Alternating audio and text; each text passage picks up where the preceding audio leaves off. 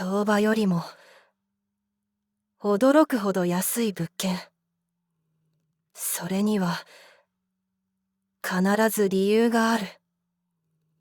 今回は不動産会社が絶対に語りたがらないある事故物件の下見に関するお話です。ある日、俺は引っ越し先を探していた。希望条件はできるだけ広くて安い部屋。そんな俺に不動産屋が一つの物件を勧めてきた。ちょっと古いですが、駅地下で家賃も格安です。と、気になって理由を聞くと、まあ、いわゆる訳ありってやつですね。と、苦笑い。事故物件、つまり何かしらの事情で前の住人が命を落とした部屋。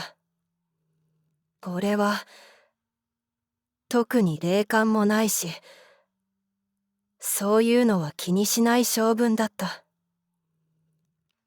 安いならむしろラッキーじゃん。そう思って下見に行くことにした。部屋はワンルームで日当たりも良い。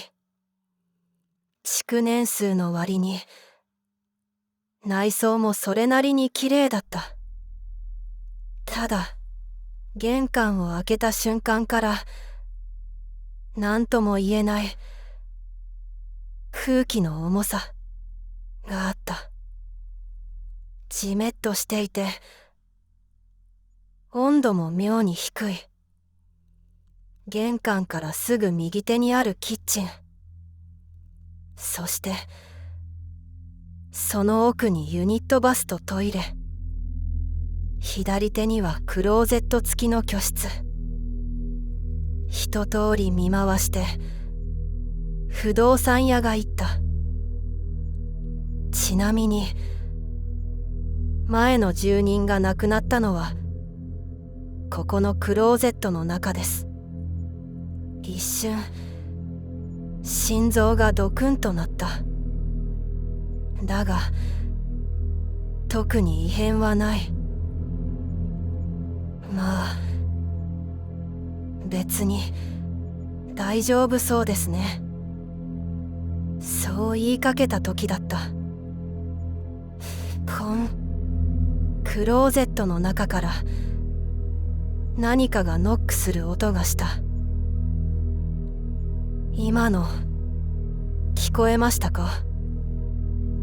不動産屋にそう尋ねると、彼は引きつった笑みを浮かべていった。ええ、実は私も初めて聞きました。怖くなって部屋を出ようとしたその時、後ろから誰かの声がした。出ないで。振り返っても誰もいない。部屋の中央に冷たい空気が渦を巻いていた。結局その物件には誰も住まなくなり、今は取り壊されているという。安さには理由がある。